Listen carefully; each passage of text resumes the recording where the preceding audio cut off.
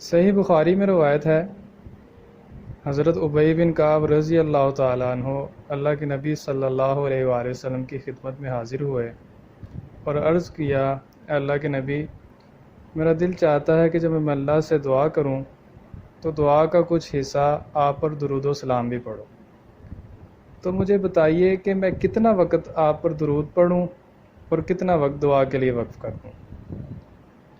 اللہ کے نبی نے فرمایا، ابی، جتنا تمہارا دل کرے تم درود پاک پڑھو، اور جتنا تمہارا دل کرے تم اللہ سے دعا مانگو۔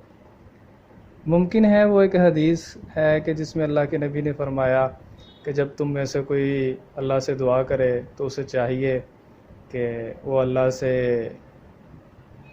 دعا مانگنے سے پہلے اللہ کی حمد و ثنا بیان کرے، میرے اوپر درود و سلام پڑھے، اور پھر اللہ سے دعا کرے تو اللہ اس کی دعا کو قبول فرمائیں گے۔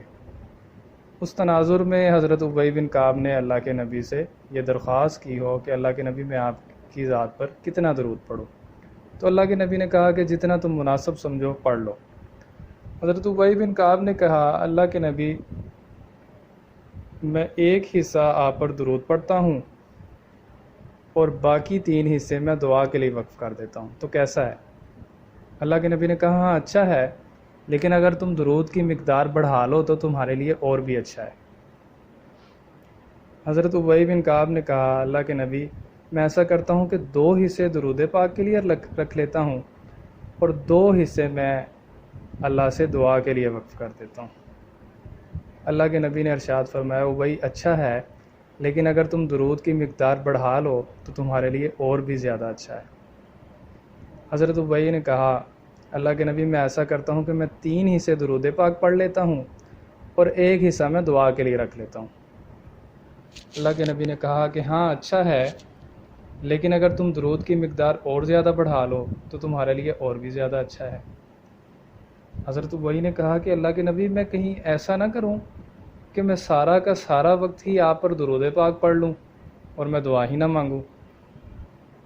اللہ کے نبی نے کہا کہ اگر تم ایسا کرو تو یہ تو تمہارے لیے بہت زیادہ اچھا ہے، اور اگر تم ایسا کر لو تو اللہ تمہیں کافی ہو جائیں اور اللہ تمہارے تمام غموں کو دور کر دیں۔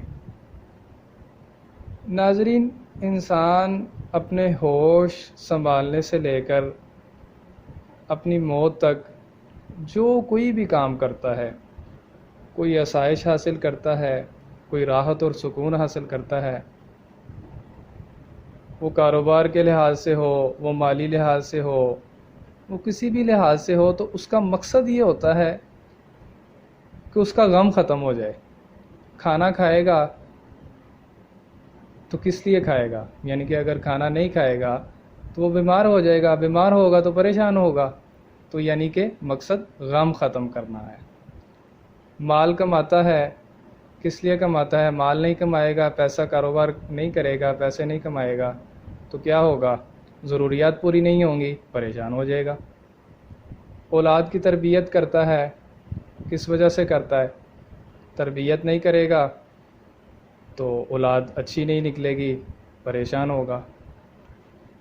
کوئی طالب علم ہے، اسٹوڈنٹ ہے، تعلیم حاصل کرتا ہے، دن رات محنت کرتا ہے اپنے ایگزام میں کامیابی کے لیے، تو وہ کیوں کرتا ہے؟ کہ اگر وہ محنت نہیں کرے گا، امتحان میں فیل ہو جائے گا، امتحان میں فیل ہوگا تو پریشانی ہوگی۔ یعنی کہ زندگی کے کوئی بھی معاملے کا مقصد یہ ہوتا ہے کہ انسان کا غم ختم ہو جائے۔ تو درود پاک ایک ایسی جو ہے وہ چیز ہے جس سے اللہ بندے کے غموں کو دور کر دیتا ہے۔ یعنی کہ بندے کی ٹینشن ہی ختم ہوگی، سارے کے سارے معاملات ہی حل ہو گئے جب غم دور ہو گئے۔ تو آئیں ہم کوشش کریں کہ اللہ کے نبی کی ذات پر درود پاک کی کثرت کریں، اور اٹھتے بیٹھتے چلتے پھرتے جب بھی ہمیں وقت ملے ہم درود پاک کی کثرت کریں۔ اللہ ہمیں اس حدیث پر عمل کرنے کی توفیق عطا فرمائے۔